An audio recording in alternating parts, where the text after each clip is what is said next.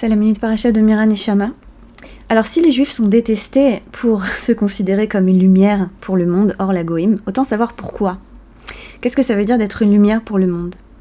Ça veut dire que on se considère investi d'un rôle, d'une tâche, qui est d'éclairer un petit peu le monde à travers l'action éthique. Et quand on y pense, c'est le but de la Torah. C'est peut-être pas pour rien que la Torah, c'est devenu le livre le plus influent de la planète, qui a éclairé, de facto, beaucoup de cultures à travers ce que sont devenus ces suites dans d'autres cultures, qui sont devenues, par exemple, la Bible des chrétiens ou le Coran des musulmans, qui sont inspirés de la Torah et en particulier des enseignements éthiques qu'il y a dans la Torah. Donc on voit déjà que cette lumière, elle a été diffusée bien au-delà du peuple juif. Et selon la culture juive, la tradition juive, il y a bien une tâche qui incombe à l'être humain, de rendre le monde un petit peu meilleur, d'apporter un peu plus de lumière dans le monde. Alors comment est-ce qu'on fait cela ? En fait, de manière très concrète. C'est pas du tout abstrait. De manière très concrète à travers l'action éthique. Et voilà qu'on est dans une paracha qui nous parle de la flamme éternelle, Ner Tamid.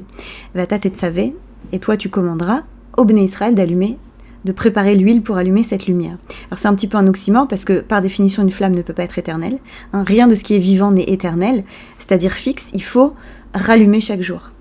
Et de même avec la lumière, il faut rallumer la lumière dans le monde chaque jour avec un peu d'action éthique. Et voilà ce que nous dit le Sfat Emet sur ce commandement, cette mitzvah Tetzavé. Il nous dit Ve'aliyedei mitzvah naaseh ha'ever kli la'or. Et à travers cette mitzvah, ce commandement, le membre du corps qui fait l'action devient un vaisseau, un canal pour la lumière. C'est-à-dire que si j'apporte un bol de soupe à quelqu'un qui est malade et qui en a besoin, ma main qui apporte le bol de soupe va devenir un canal pour apporter un peu plus de lumière dans le monde.